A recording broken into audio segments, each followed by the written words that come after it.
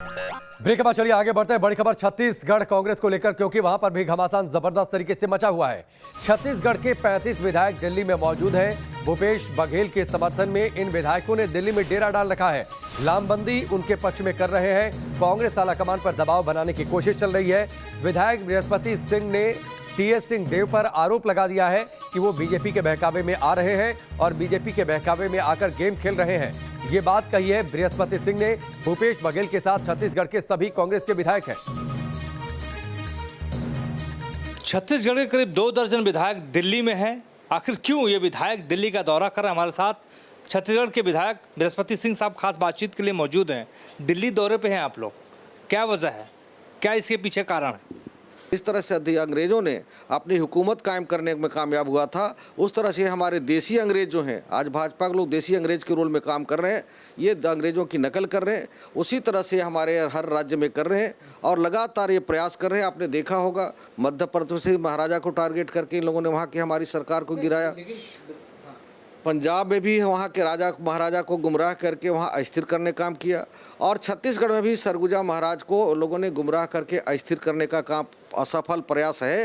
लेकिन सरगुजा का महाराज होशियार है, नहीं ऐसा करेगा। सवाल तो ये पैदा होता है कि अब सरगुजा के महाराज टीएस सिंहदेव पर आरोप लगा रहे हैं, ये कह रहे हैं कि भारतीय जनता पार्टी से मिले हुए हैं। ऐसा क्यों कह रहे हैं? आपने सुना नहीं मैंने क्या कहा?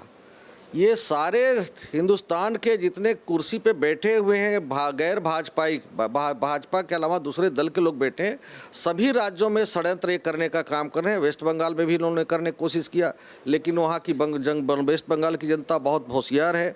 ममता दीदी को समर्थन दिया, इनको सीधे मुँह की खानी पड़ी। लगातार मध्य प्रदेश में भी लोगों ने षड्यंत्र करने का प्रयास कर रहे हैं, वहाँ भी सफलता इन लोगों ने हासिल कर ली। इनकी मनोबल बढ़ा। इन लोगों ने पंजाब में ऐसा करने का काम किया, अस्थिर करने का, इनकी मनोबल बढ़ी।